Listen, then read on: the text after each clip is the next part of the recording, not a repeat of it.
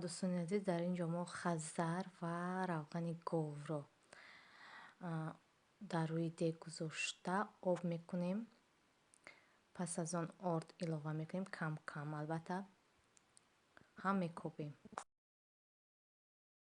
وقتی که ilova کردیم میکوبیم تا بویش بر اومدن البته و کمتر شدرالیتا تقریبا یک 50 گرم بریم ilova میکنیم به خاطر ملویمک اومدنش.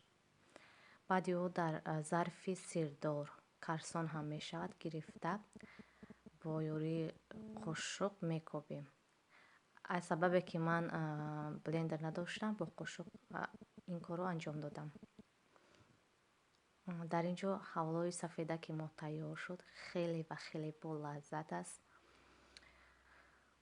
با من خیلی معقول آمد و به شما توصیه میکنم. البته در اینجا باشد کартошка رو آماده کرده ایستادیم. نصیب کرده باشد کартошка میشینونیم.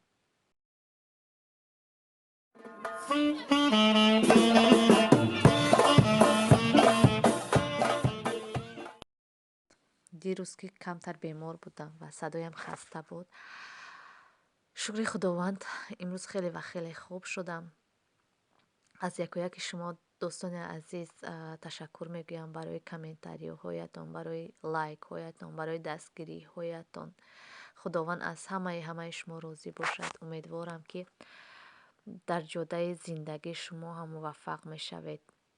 البته بعد از شما من هم انشالله موفق میشوم. هممون میتوانیم موفق شدن. تنها ما باید کوشش کنیم دوستان عزیز.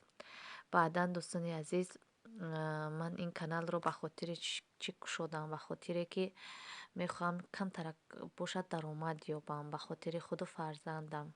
نمیدونم تو کجا کانال من پیش میرود، اما کوشش رو تلاش میکنم و البته امیدوارم که تا آخر با من هستین دوستان عزیز.